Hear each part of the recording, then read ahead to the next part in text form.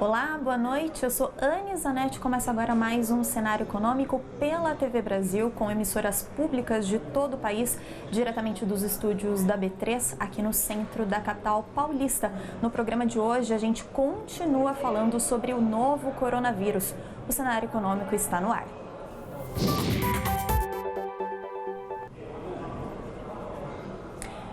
E é natural que a gente observe a mudança na rotina das cidades do país e também do mundo. A gente vai agora ao Rio de Janeiro conversar com a Flávia Grossi. Flávia Grossi, que está na redação da TV Brasil. E conta pra gente, Flávia, boa noite, como é que tá a situação das ruas e também das praias? Como que os cariocas estão se comportando? Eles ainda estão frequentando aí bastante os espaços públicos? Flávia, boa noite. Oi, Anne, boa noite para você e para todos. Olha, as ruas do Rio estão bem vazias, viu? Aqui no centro, onde fica a redação da TV Brasil, 80% do comércio já está fechado. Poucas lojas de rua, apenas bares, restaurantes, farmácias e supermercados. A prefeitura determinou o fechamento dos quiosques na orla. Você me perguntou das praias e também das praças públicas por tempo indeterminado. As feiras livres só serão permitidas a cada 15 dias. O governo do estado suspendeu as consultas não emergenciais nas unidades de saúde pública, privada e universitária. As exceções são os atendimentos de cardiologia, oncologia, pré-natal e psicologia, pois são pacientes que podem aí ter o quadro agravado. E hoje foram confirmadas 2 mortes no estado por coronavírus. Uma delas aconteceu em Miguel Pereira, no Centro-Sul Fluminense. A vítima era uma mulher de 63 anos com diabetes e hipertensão. Os primeiros sintomas foram sentidos no último domingo e a morte aconteceu na terça-feira, mas só hoje foi confirmada a contraprova do exame. A outra vítima era de Niterói, na região metropolitana, e também fazia parte desse grupo de risco. Um homem de 69 anos que era hipertenso e diabético. E aí, para reduzir a quantidade de pessoas circulando pelos espaços públicos e dentro do transporte coletivo, esses modais poderão sofrer sanções jurídicas ajuizadas pelo Ministério Público do Rio e pela Defensoria Pública Estadual. A capacidade de lotação desses meios de transporte deve ser reduzida em 50%. Anne.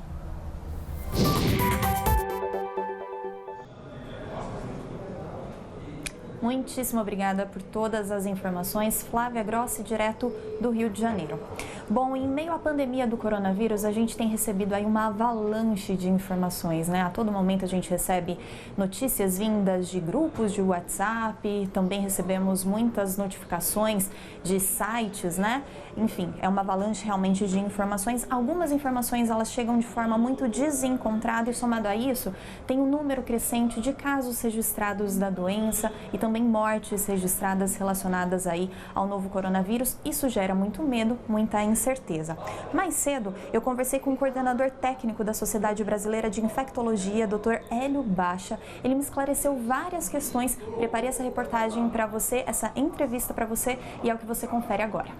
Olá, Dr. Hélio Baixa, tudo bem? Bom dia.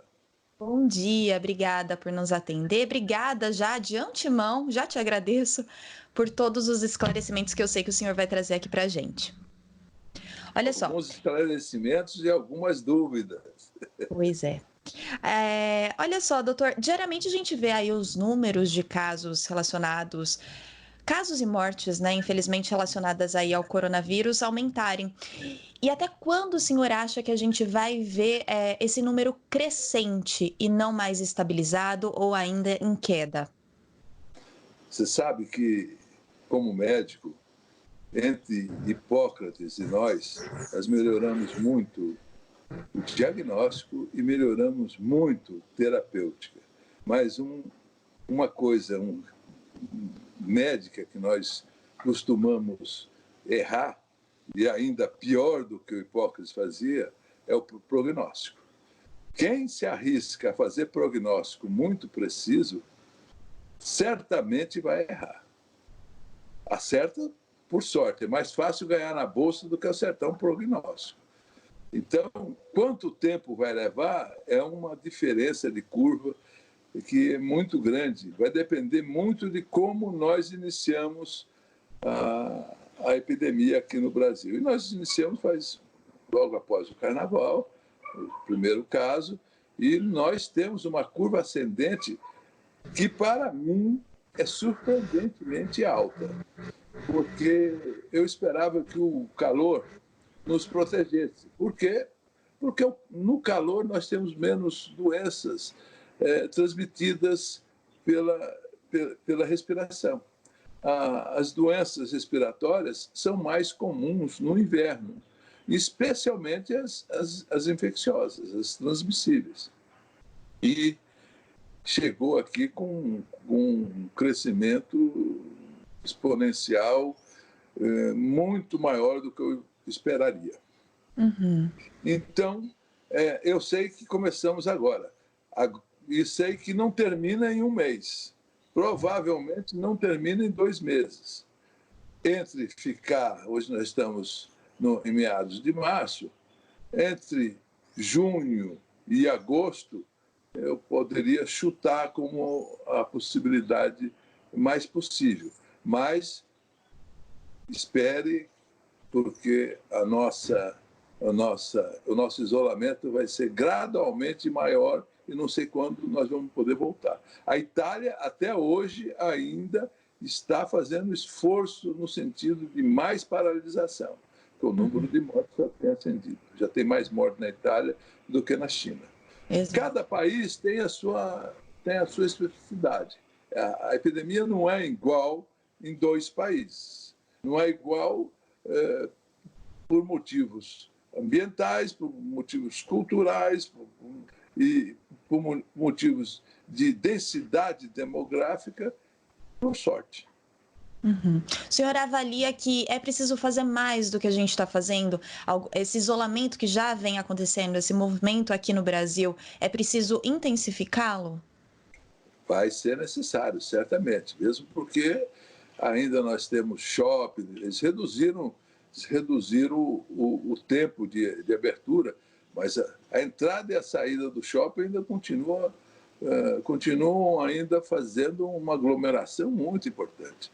Cinema, restaurante, nós temos uma série de hotéis, uma série e orientação, né, de como nós temos que fazer turnos de trabalho, nós temos que reduzir o número de pessoas que estão trabalhando nos escritórios, nas conduções, nas fábricas, e ainda o número de pessoas na rua é muito grande. Doutor, por que as pessoas com hipertensão e diabetes fazem parte do grupo de risco? Por 2 motivos que nós precisamos esclarecer. Um é porque pessoas hipertensas é muito comum em qualquer lugar. Se você procurar numa população de entre 50 e 60 anos, a população de hipertensos chega a ser de 50%. Então, o número é muito comum. Segundo, que pode ser por uso de drogas. Essa é uma das hipóteses. Os inibidores da ECA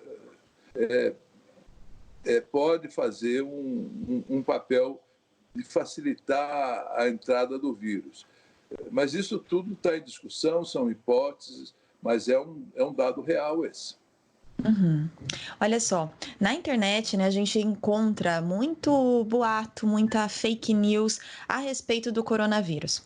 Então, eu separei 2 aqui para ler para o senhor, né? Um dos textos, ele leva o título seguinte, olha só. Chá de abacate com hortelã previne coronavírus. E um outro, água ou chá quente mata o coronavírus. Isso é verdade ou é fake? Se água quente matasse o coronavírus, a epidemia não teria começado na China, né? O chinês toma muito chá quente e começa o dia já tomando uma xícara de água quente pura. Vai contra as evidências do que que as evidências que nós temos. Essa é uma fake news já até antiga, tem uma do gargarejo, né? Tem Surgiu a do gargarejo com sal. A primeira fake news qual que era? A primeira... A primeira falava sobre chá de abacate com hortelã. Uma combinação diferente. Tomara que funcione, viu? Porque eu como muito abacate, gosto muito de abacate e hortelã, mas não tem nenhum dado. Isso aí é uma desorientação. A gente está falando aí de fake news, mas olha só, tem alguma substância, alguma vitamina ou medicamento, vacina, que previna já a infecção pelo novo coronavírus? Nenhuma. Não há nenhum sentido no que se propaga. Ontem mesmo me haviam dito que iriam usar hidroxicloroquina como medicação de profilática, que alguém indicou. Tudo isso é absolutamente irracional, não há nenhuma comprovação e, além do mais, faz efeito colateral e não protege. Essa é a forma de antecipar a doença, porque além de não prevenir, nós vamos ter os sintomas de efeitos colaterais da droga. Não há nada, nenhuma coisa. Nem vitamina, nem medicações, nem hidroxicloroquina. Algumas coisas que previnem. Primeiro, lavar muitas vezes a mão. Segundo, manter distância das pessoas de pelo menos 1,5 metro.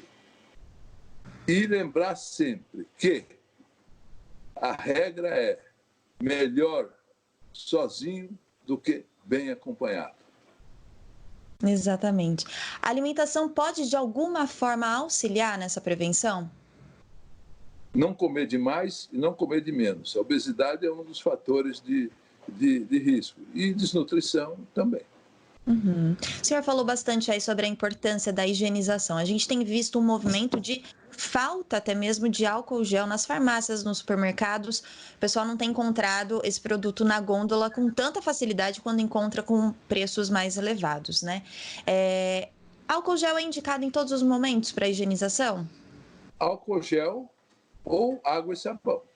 O melhor produto é a velha e boa água. Água com sabão tem um efeito ainda superior em termos de eficácia na antisepsia das mãos. Por sinal, essa coisa de sumir mercadoria das gôndolas me faz uma sinalização de que as pessoas pensam que podem se salvar sozinhas. Elas podem se salvar lavando as mãos, diminuir bastante o risco, lavando as mãos, mantendo isolamento e, se obrigado a sair, manter distância de 1,5 metro de outras pessoas. Se começa a estocar produto em casa, começa a ter esses comportamentos irracionais, é porque essas pessoas pensam que se salvam sozinhas. Não se salvarão dessa epidemia uma contra as outras. Nós temos que ter nós temos no Brasil constituído um conjunto de atividades e de entidades com o intuito de fazer a vigilância epidemiológica. Nós temos órgãos internacionais, órgãos federais, órgãos estaduais e órgãos municipais. Se nós não nos pautarmos pelas orientações, que são orientações em conjunto, nada vai nos salvar sozinhos. Doutora, a gente acompanhou nessa semana mesmo algumas informações nas mídias e tudo mais, algumas reportagens falando sobre o uso do ibuprofeno. Que é aquele Advil, né? Assim, se a gente puder sinalizar aqui de forma mais simples. Por que ele não é indicado? Qual que é o risco disso? Nós não usamos anti-inflamatório não hormonal em nenhuma doença infecciosa. Nós não usamos na dengue, nós não usamos na gripe.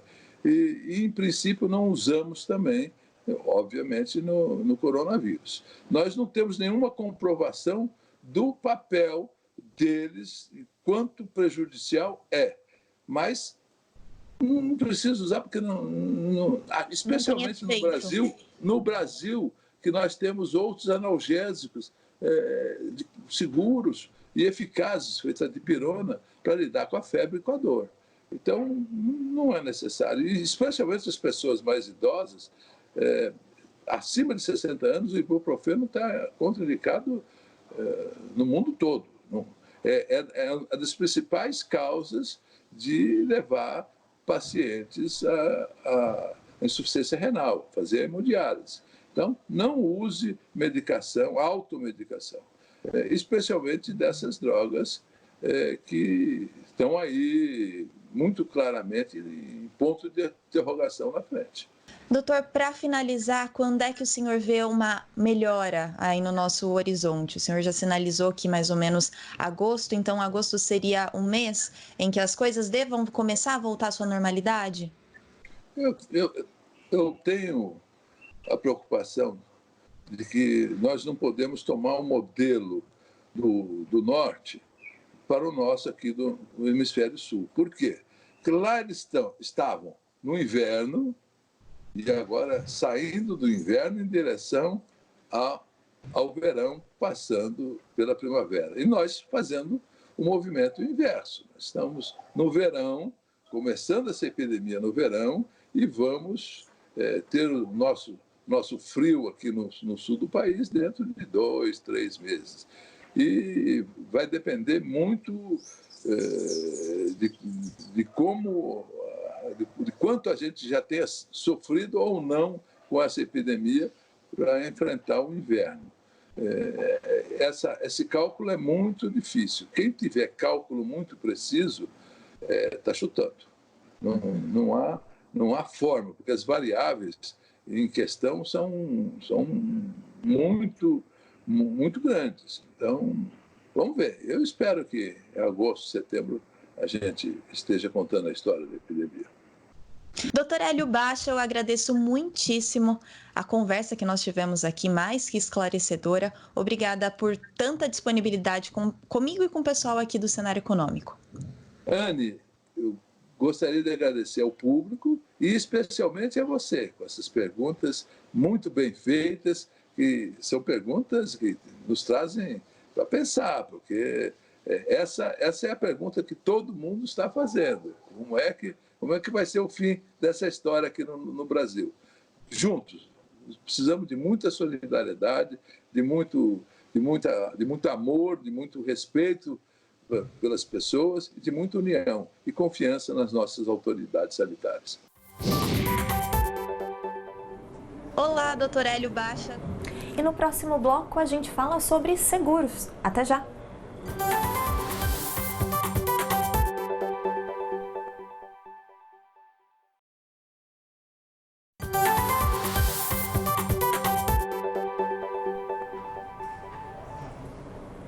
O cenário econômico está de volta e olha só, com o coronavírus ganhando cada vez mais espaço na vida de todos nós, muitas pessoas têm dúvidas aí a respeito dos seguros. Você sabe se o seu seguro cobre custos relacionados a uma pandemia? Eu conversei mais cedo com o Rômulo Marques, sócio do grupo Segasp, e você acompanha essa entrevista agora.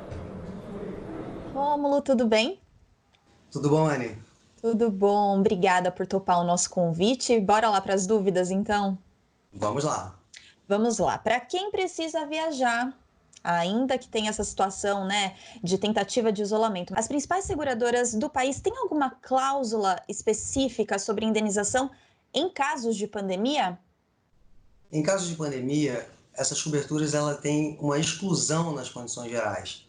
Então, e além de se tratar de uma cobertura de um vírus novo, a gente precisa ter inclusões nessas apólices, nessas condições gerais. As empresas de saúde estão fazendo as inclusões para diagnóstico do coronavírus e agora a gente precisa que também as seguradoras de seguros de viagens façam essas atualizações. Tá? Então, hoje, a informação está sendo para a gente evitar viagens. Então, isso é uma restrição realmente que a gente tem que fazer para proteger a gente e proteger as outras pessoas. Uhum. O mesmo vale para os casos de seguro de vida? Também há uma exclusão de pandemia? Também tem exclusão para pandemia, tá? São atos que, em massa, que também podem prejudicar de uma forma grande a seguradora. Então, eu tenho essa exclusão para, além de pandemia, algumas epidemias, atos de terrorismo e alguns fenômenos da natureza. Planos de saúde também? Planos de saúde, a ANS está incluindo agora no rol de procedimentos, né? Acabou de incluir no último dia 12 agora de março, incluir o diagnóstico do plano. Mas o plano agora ele tem que ser, temos que olhar a categoria do plano, que o plano pode ser só hospitalar ou ele pode ser um plano ambulatorial. A gente precisa ter considerar a característica do plano para ver se ele vai ter a cobertura também ou não. Tá? O tratamento ele tem a cobertura, agora o diagnóstico ele é novo. Então as pessoas começam a procurar o hospital para querer saber se estão com coronavírus. E não pode ser assim, ela tem que ter um procedimento médico para isso, né? E tem que estar com os sintomas para poder esse exame ser efetuado. Uhum. Agora, as pessoas precisam ficar preparadas para possíveis aumentos dos seguros de saúde? Com certeza, se preparar já para isso, porque uma das formas que o seguro tem reajuste é pelo aumento da sinistralidade, que as seguradoras chamam. Então, de acordo com a utilização, ele tem um aumento de preço, sim. O mesmo vale aí para os demais seguros? Os demais seguros, eles já têm uma análise atuarial. Então, de acordo com esse aumento, né, de sinistralidade, ele pode ter uma análise atuarial e no próximo ano sofrer um reajuste. Agora, Rômulo, quem não tem seguro de saúde e está super receoso em relação à pandemia do coronavírus e vai procurar agora, né, nesse exato momento, um plano de saúde, o que precisa ficar atento? Tem que ficar atento porque uma contratação de um plano novo ou de uma troca de plano de saúde nesse momento, ele tem que ser respeitado o período de carência. Então, ele tem que saber se o plano atual dele já cobriu essas carências já para fazer uma mudança. Então, a gente chama isso de aproveitamento de carências. Então, ele tem que ter já um período já determinado para que essas carências sejam aproveitadas pelo próximo plano. E quem está contratando um plano novo tem que respeitar as carências para exames, para cirurgias e para internações. A gente está vendo aí um movimento de isolamento da população, né, Rômulo? E como é que fica a cobertura de seguro de renda, por exemplo, em casos de afastamento de um profissional? Essas pessoas, elas vão ter cobertura? Isso também, essa cobertura também é excluída nas condições gerais, né? Faz parte dos riscos excluídos. Então, hoje a gente precisa... eu estou tendo uma demanda muito grande dessas perguntas pela internet, de médicos que estão afastados ou que não querem exercer a profissão, estão com medo devido à quantidade do contágio está sendo muito rápido. Então, hoje a gente está tendo que avisá-los que esse período, como é pandemia, não tem cobertura também para a cobertura de afastamento de renda. Má notícia, né, para todo mundo. E os seguros de acidentes de trabalho? Por exemplo, a gente está vendo aí justamente essa situação de home office, tanta gente fazendo home office. O que é considerado um acidente de trabalho com tanta gente dentro de casa, Rômulo? Como é que a gente faz essa averiguação? E a pessoa está coberta nesse caso?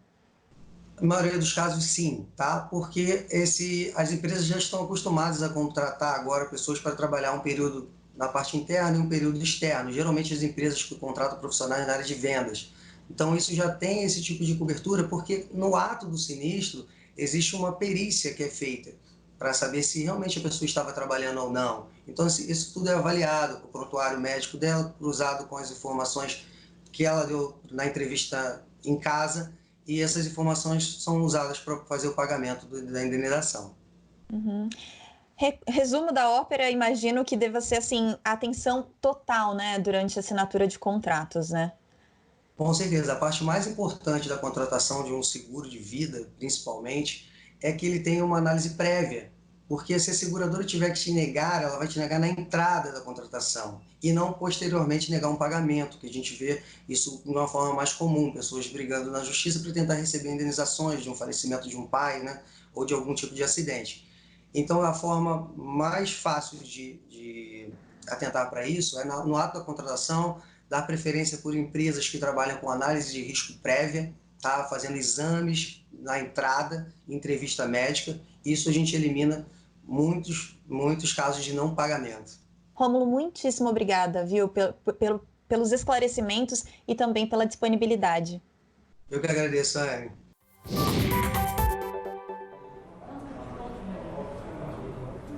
E agora vamos atualizar os números relacionados ao coronavírus no Brasil e no mundo. Na tela você vê, são 621 casos já confirmados da doença aqui no Brasil e já registramos 7 mortes, sendo 5 mortes no estado de São Paulo e 2 mortes já confirmadas no estado do Rio de Janeiro. Agora a gente fala em relação aos números mundiais. Até ontem eram 205.390 casos em todo o mundo. Hoje a gente já tem um salto aí para 229.390 casos, ante 205.390 casos até ontem. As mortes já subiram aí para 9.325 mortes. A gente vê também que 84.557 pessoas já estão recuperadas. E o cenário econômico de hoje fica por aqui. Espero que você tenha gostado do programa de hoje. Agradeço a sua companhia e lembro que amanhã a gente tem um programa especial para falar sobre home office e também multicarreiras. A gente preparou uma entrevista aqui com o consultor Paulo Excel. Beijo, até amanhã, boa noite.